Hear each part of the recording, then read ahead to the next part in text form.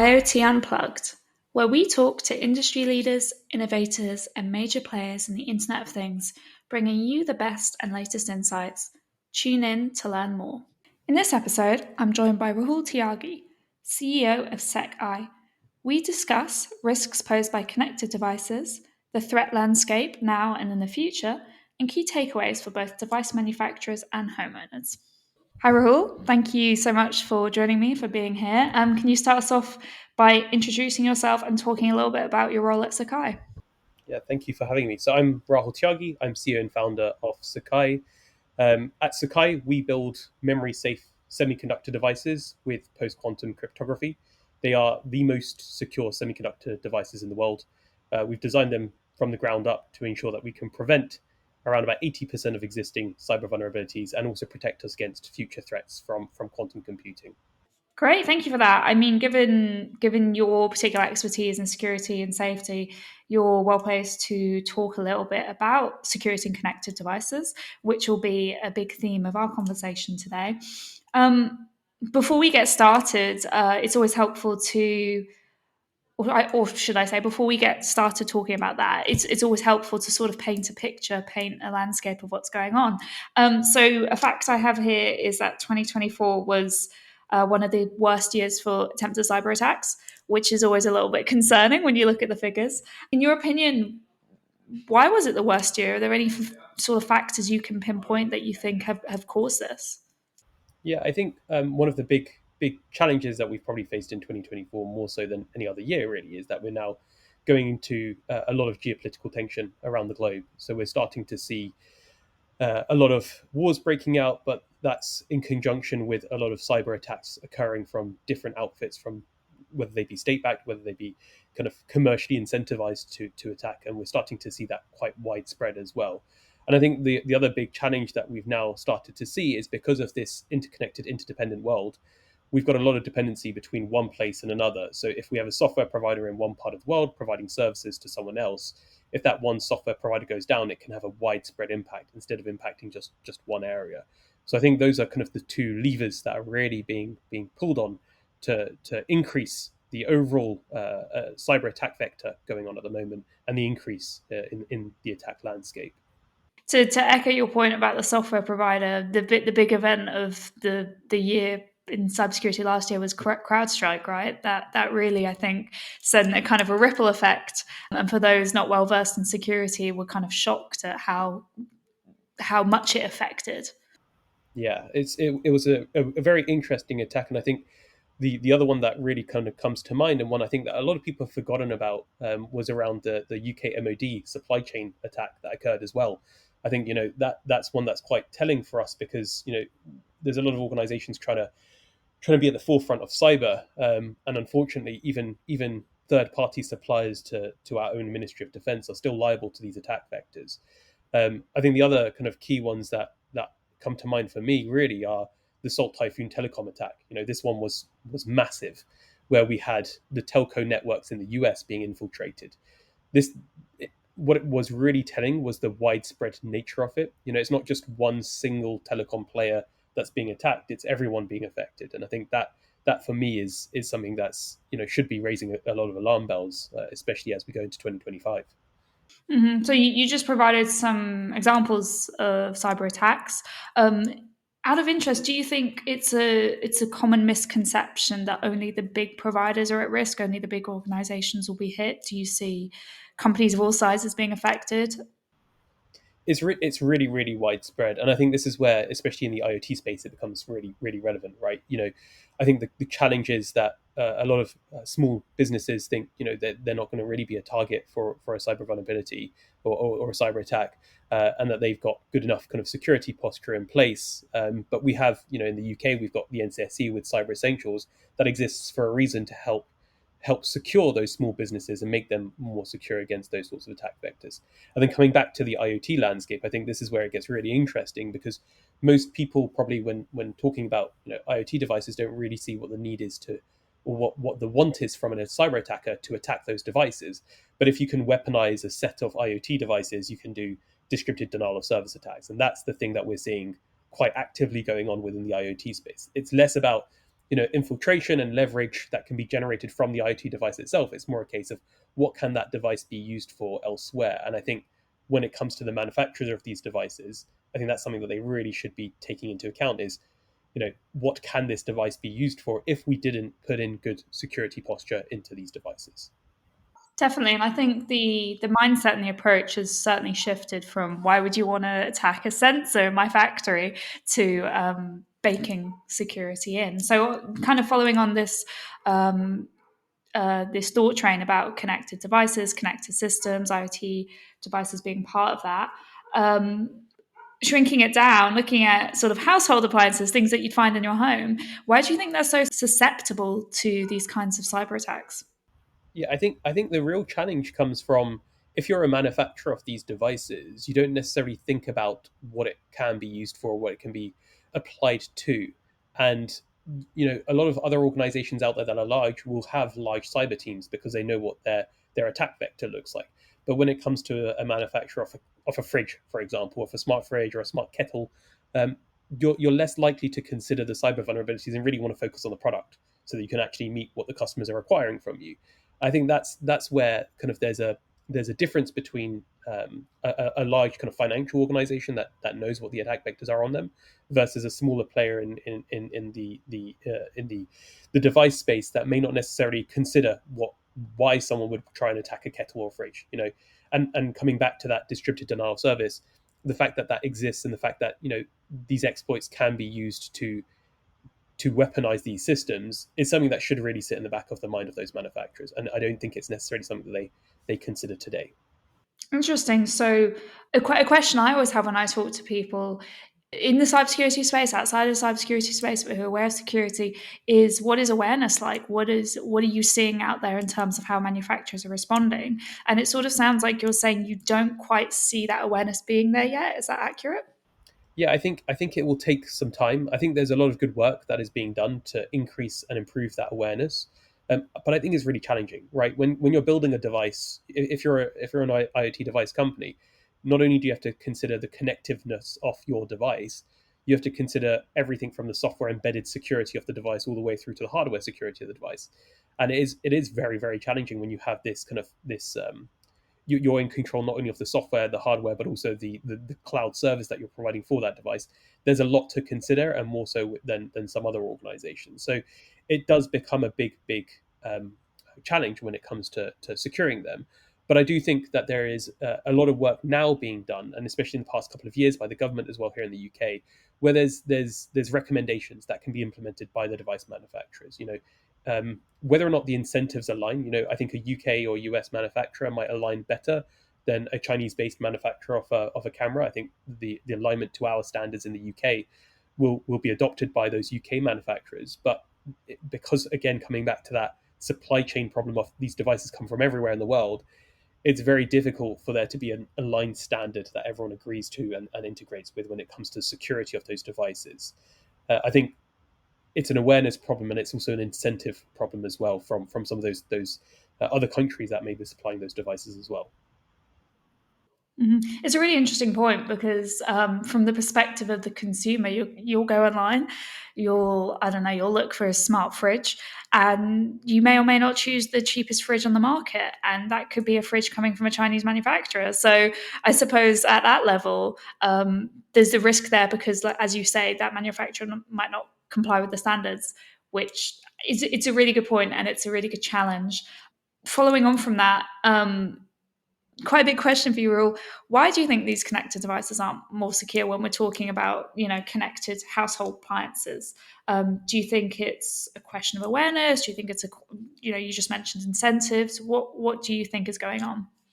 So I think the biggest challenge really is, I do like to draw the comparison to kind of like the server side world versus the IoT style world. And the reason that I do that is because when it comes to say you find an exploit that exists on your server today, it's very easy to just go in and update that server. It's very easy to do that. When it comes to an IoT device, if an IoT device hasn't been connected to the internet, the user is just not connecting it to the internet for the next couple of months, the exploits are going to be there. The updates cannot actually go into that device. And suddenly when it's connected, you know, down to the manufacturer. It's really down to them to integrate and update those systems. And if that's not necessarily done, then the software and that won't be patched, and there'll be an exploit. I think there's a lot of work that's been done by MITRE in the US with the CVE database that they have. So that's where they have a list of the commonly known exploits for different devices. I think that is an incredible database that should really be leveraged by the manufacturers to integrate with and ensure that they are running patches on their device. Now, I think that the further challenge, though, is that when you're doing an update to a system, you're typically doing what's called like a firmware of the air update, and it's a challenge for the biggest organizations all the way through to the smallest doing firmware of the air updates. It's something that doesn't only impact the embedded devices in your house, but it impacts things like autonomous vehicles as well. And we've actually done some work into looking at how to integrate the firmware signing process with post quantum signatures. And the reason for that is because we see the longevity of these IoT devices in the house being longer than the 4 year period, 5 year period that you would have in a server. Some IoT devices people assume will be in the house for 10 years. And that's why we're integrating and developing out that capability of being able to do those post quantum signatures in those devices so that they are secure from now all the way until 10 years from now, which is really where we need to be looking at for these systems. Mhm. And on this point about lifecycle management, do you see it being vastly different between a consumer appliance and a like an industrial appliance, between a consumer appliance and like an industrial sensor? Do you see a lot of variation there, or do you think it's quite similar? I think there's some variation, but mainly because when it comes to the industrial IoT space, there now is a lot of awareness on managing that infrastructure and managing the devices. I think if you asked me about 4 years ago, I'd probably say there's quite a lot of similarity, but I think there's been a lot of good work that a lot of organizations have done to be able to integrate and manage those systems remotely.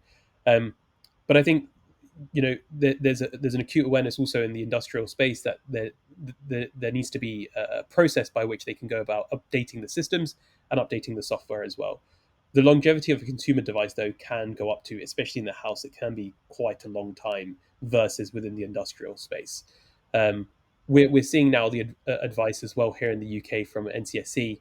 And I always go back to NCSC because they are, the people when you're looking at industrial IoT to really look at when it comes to cyber. But their advice as well is if you're looking at a device that's in the industrial space going to be embedded for the next 10 years, you need to be starting to think about what does the attack landscape look like in 10 years. And that really is your responsibility if you own your own estate.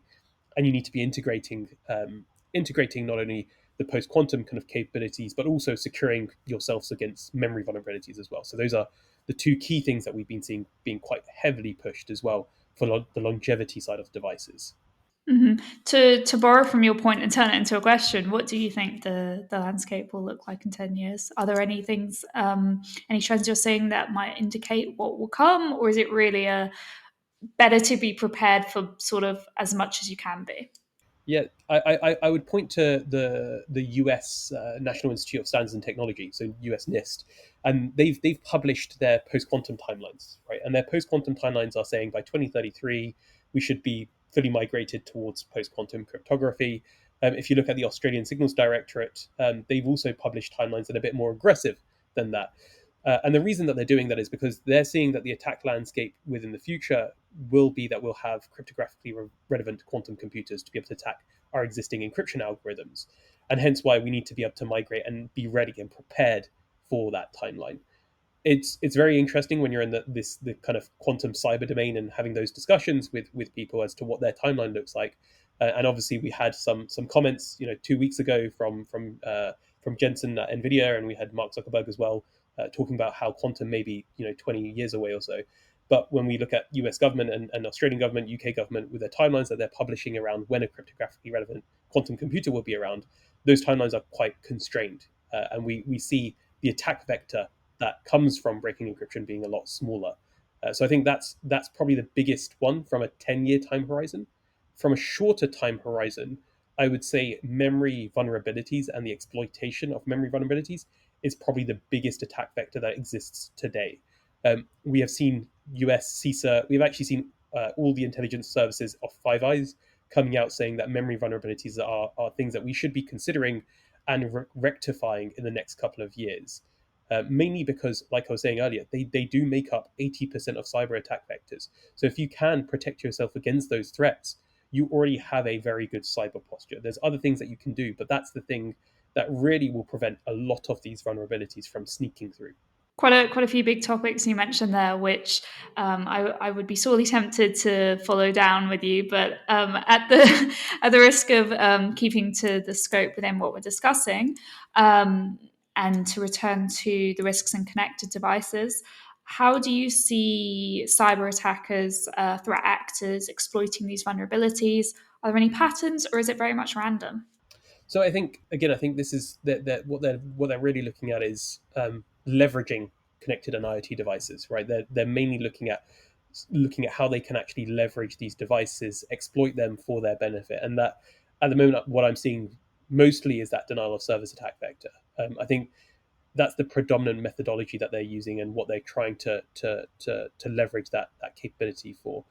I think when it comes to IoT devices, because of all the good work that MITRE have done with CVEs, the challenge really is that if I were an attacker and I was looking at the CVEs that were coming out, I would just scan any IoT device to see if an exploit exists from that database, and if it hasn't been patched, that's great. I can leverage that, right? So I think you have to think, what is the attacker doing, and the likelihood is they're scanning for exploits, just exploits that are well known, because if it hasn't been patched, it's just very easy for them to get in. Yeah, as I understand it, it's often just looking for the path of least resistance in exploiting a device. So it's not a case of putting loads of work in, but more just looking for the easiest route. Exactly, exactly, and it's very interesting to compare when you're talking about phones and the attacks that exist on phones, because there it's a very different story where it's trying to do a chain of attack as opposed to a single attack. Whilst in the IoT landscape, it's much easier because we know that these exploits exist and are updated, so we can exploit them. And so, with everything that we've spoken about, what would be the steps that both owners of connected devices can take to secure them, and also device manufacturers, not forgetting about the role that they have to play? Yeah, I think for homeowners, I think the big thing is if you can password protect everything as much as possible with strong passwords as well. Not a 4-digit code. Integrating a strong password is something that I'd really ask for the homeowners to do. However, I don't really think it. I don't think it really is something that just the homeowner should be focused on. These things should be kind of a default thing from the manufacturer side. And I think the reason for that is, as we as consumers are procuring our devices, when we go to any of the big manufacturers now, we automatically assume that they're going to be doing security updates to our devices and keeping our devices secure, and even give us timelines as to how long they're going to secure that device for. I think that's something that the IoT world really needs to start thinking about adopting, and how they can go about supporting that capability as well. We started to see the emergence of even IoT devices as a service, so that they can support the ability to run software updates long term as opposed to just as a one time thing. So I think that's something that we device manufacturers should really consider. Yeah, and even something as simple as prompting someone to have a secure password rather than a 4-digit code would probably go a significant way in making it secure. And in the UK last year we had the PSTI Act, so targeting these kinds of connected devices and putting out clear expectations for device manufacturers to follow, to make sure that a 4-digit password is not something that will happen and devices are regularly updated. Yeah, exactly, exactly. And again, there's enough guidance as well on just having a default, not having the same default password within a device, so that when it goes out to 10,000 consumers, they don't all have the same password being password, right? I think that's quite a fundamental update that device manufacturers should be embedding within their systems. Mhm. Great. And so throughout our conversation, Raul, you've kind of alluded to the work of government, the work of national bodies and institutes in improving security. In the UK, we had the Prime Minister Keir Starmer mention or speak about the AI strategy, which of course is really exciting because it shows real focus being put on AI to improve our society. But of course, with that, there will always come risks in it being used as a tool to attack devices. So I was just curious to know your thoughts on the decision. Do you see it as positive? Are there any kind of risks that you see there being posed by wider adoption of AI? What are your thoughts on it? Yeah, I think it's quite a large topic to unpack, right? But I think so. I think number one, having an AI strategy kind of being published is a good thing, right? I think the challenge will be on executing it. I think AI, when it comes to IoT devices, this is where it gets quite interesting because I think there's a number of different avenues one can explore. One is looking at the double-edged sword that is finding vulnerabilities automatically from the implementation for the vendor, so where they can actually use some form of machine learning technique. We started seeing people already doing this, where they can look at techniques to try and identify the vulnerability within their systems, and then being able to patch this. But at the same time, those exact same techniques will be used by the attackers to try and find new vulnerabilities that haven't been published so that they can exploit it. So there's always a double-edged sword when it comes to that. I think when it comes to the broader use of AI in the IoT landscape, there's things from a cyber perspective of protecting those devices more concurrently by using the telemetry from the devices. But I also think there's a huge number of other benefits. So the world of AI doesn't just include the large language models. It also includes things like graph neural networks, which we've seen being used to optimize in the IoT device landscape, just because of the amount of connectiveness of those devices and the amount of telemetry being generated by them, and how that contextual information can really be used. And then more kind of recently, we've started to see the emergence of embedded AI accelerators within devices. And I think some interesting areas of research at the moment are things like the world of spiking neural networks, neuromorphic computing, which have shown incredible results when it comes to spatiotemporally encoded information. So if we're talking about video and audio data, that's where we're starting to see the emergence of these techniques where you don't need to have billions of parameters. You can have something much smaller doing the same thing within a device at much lower power. And I think that's where the importance should really be is IoT devices shouldn't be consuming 1,000 watts. They should be as low power as possible, whilst providing tangible benefits with that system. And I think that's where it's really going to go. Mhm. I suppose the hope is that the complexity in terms of the risks, but also how AI is used, is taken into account by the government, and not just thinking it'll be a great tool, we could just apply it without thinking about security. Exactly, and we've seen exploits within even the largest organizations when it comes to their machine learning offering. Right, the world of LLMs is notoriously difficult when it comes to cyber as well. But there are teams out there that are red teaming as well on behalf of other organizations. So we're seeing the emergence of testing out those capabilities. Um, but I think when it comes to AI applications in IoT, I really do think there's alternative things that can be looked at, especially the graph world is something that I'm quite passionate about and think that is going to be something that will be incredibly beneficial to the connected world. And when I say the connected world, I mean more not necessarily just consumer grade hardware, but things that are going into the healthcare profession all the way through to industrial IoT. I think especially in the healthcare setting, being able to connect different data points all together, I think that's really where the benefit comes in. But again, security is the thing that needs to be embedded in all of this, and that's why we build these secure semiconductors to be integrated within those systems, is to be able to secure the entire ecosystem, not just one small part of it. Sure. Before we wrap up, Rahul, is there anything you want to mention to our listeners that you haven't yet spoken about? Yeah, I think definitely check out our website. We have a lot of good knowledge that we've published on there and in our insights, especially around machine learning AI. So if anyone's interested in quantum computing AI, we've published quite a lot about that around those topic areas as well, and especially around the security threats that exist going into the next 10 years. And we'll be launching a couple of things in the next couple of months around that as well, where we give a few more insights, let's say, into what those vulnerabilities really look like. Great. Well, thank you so much for being here and for taking the time to speak to me. No, thank you so much. Thank you.